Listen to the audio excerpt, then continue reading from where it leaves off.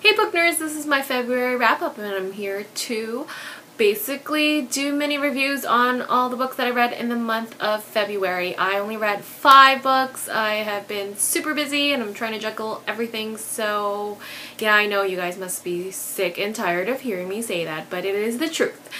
And I will just start with the book. I don't have it because I gave my ARCs away. I read Breaking Point by Kristen Simmons, if you can see that cover. I'm pretty sure you can just probably Google it. This book, I was a little hesitant reading it. I found it too whiny. I know this is catered towards a teen audience, and most of them are, you know, oh my god, my life sucks, and blah blah blah. So I actually found the characters, I already forgot their names, I'm so sorry, a little too whiny, but there was also not as much character development as well, and I found it it was just so boring. I was kind of hesitant, you know, to even finish the series, but I really hope the final book will be better than all the other ones. I don't remember what I gave it, but you can find it in my review if I actually wrote it, and if I haven't wrote it, then I will write it. So yeah, if you have read this and you have enjoyed it, please contact me because I want to know what you thought about it. So yeah, that's that one. And then I also read The Gathering Storm by Robin Bridges. This is the first volume in the Katerina trilogy, and it is set in Russia during the 1800s. Whoops, I almost dropped the book there. 1800s, I believe. Yeah, somewhere in there. But I thought this was wonderfully written. It was just a little long. There was this mystical element with the plot and everything, and the intrigue of who was the, I want to say murderer? The murderer, yeah. And there are, I don't know if I want to say there's a love triangle. Maybe there is a love triangle. Yes, there is a love triangle between two guys, and it's interesting to watch it evolve in the book while you're reading it, because she hates one of them and she's also attracted to one of them. So yeah, I thought it was pretty good. I think I gave this one a 3 out of 5, and I have the next book somewhere on my to be read pile. So yeah, give this one a try. I just also had no idea why they would swear in French. I have no idea why. Maybe because she was studying French, I don't know. But it kind of annoyed me that she swore every 5 seconds. But yeah, that was one little annoying thing, so yay. And then I read Every Day by David Levithan, whatever. I'm so sorry. I always butcher people's names. This is about, I want to say, a soul who inhabits people's bodies when the same age as him, apparently, him or her. 16 years old, A inhabits all their bodies every day. So when the day ends, he's in another person's body. I want to say he and she, but I'm just going to refer to A as a he. This soul jumps from body to body, and I know I'm repeating myself, but that's, yeah. The soul jumps from body to body, and he ends up falling in love with one of the girlfriends that his body is inhabiting, and he just basically tries to win her back, and it's incredibly moving. Like, he writes such good quotes.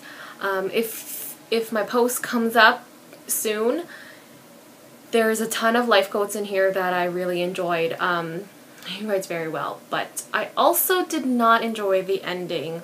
I felt it was a little too abrupt, and the pacing was a little disorganized. So yeah, that was a problem for me. It was a little slow, and then it'll pick up, and then the plot drops, and then yeah, that was my only thing about it. And I gave this a 4 out of 5. So yeah. And then, so excited to read this, Sever by DeStefano. This is the last book in the Chemical Garden trilogy. I really enjoyed this one. This one answered most of my questions for the world, and it was basically info dumped in some certain sections, but I really enjoyed the fact that she did answer some questions. It just made me want to have more questions because of these answers, so if you understand that. I really did like it. You could see a different side to Lyndon in this case, and I really enjoyed also learning more about, oh, I forgot her name, Cecily? No, Cecily.